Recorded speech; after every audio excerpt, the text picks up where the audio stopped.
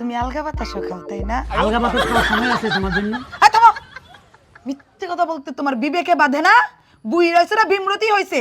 তুমি কি মনে করছো আমি সবকিছু ভুলিয়া গেছি? রহিমের বোর ঘর থেকে তোমার টাইনা বের করছিলাম, ভুলিয়া গেছো?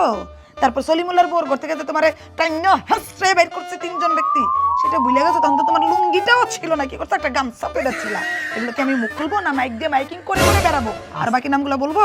আস্তে খো, দেওয়ালেরও কান আছে। তুমি জানো আমার মান সম্মান আছে, এলাকা মানুষ আমাকে গণ্যমান্য লোক হিসেবে সবাই দেখে, সবার চোখে। কেমনে এই দূরে একটা ল্যাংটা পোলাপাইন থেকে শুরু করে আদ্দামরা লোক পর্যন্ত তোমার কুকীর্তির কথা জানে।